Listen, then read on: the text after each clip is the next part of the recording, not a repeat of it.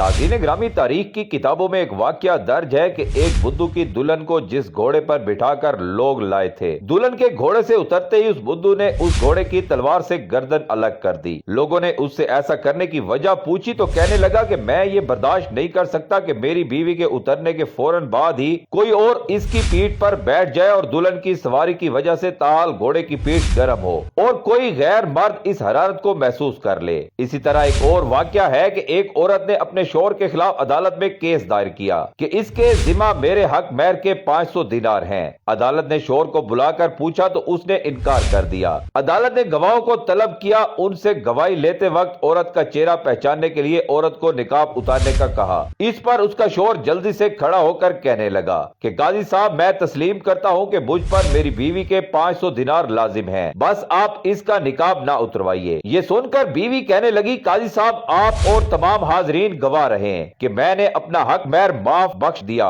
काजी बेचारा हैरान और परेशान कि ये हो क्या रहा है। खैर, इन मियाँ बीवी के जाने के बाद काजी ने मुहर्रिर से कहा कि इस केस का अलग फाइल बनाओ और नाम लिखो, मर्द की गैरत। इल्लामा इब्ने कमीम रहमतुल्लाह अलैह फरमाते हैं कि इंसान के दिल में गैरत होती है और अगर गैरत ना हो तो इस दिल में मोहब्बत हो ही नहीं सकती और मोहब्बत से खाली दिल में ईमान और दीन कैसे बाकी रह सकते हैं। अलमिया है कि आज के तरक्की याफ्ता दौर में हवा की बेटी और इस्मत मुस्लिम को बिला रोक टोक नीम बहाना करने पर उम्मत फख्र कर रही है और मुसलमानों का वकार चंद टक्कों की भीड़ चढ़ चुका है। तो मोहब्बत कीजिए, हलाल कीजिए, इस्लामी गैरत का जनाजा निकालने से परहेज कीजिए। नाज़रीन ग्रामी, वीडियो अच्छी लगी है तो दूसरों के साथ जरूर शेयर करें।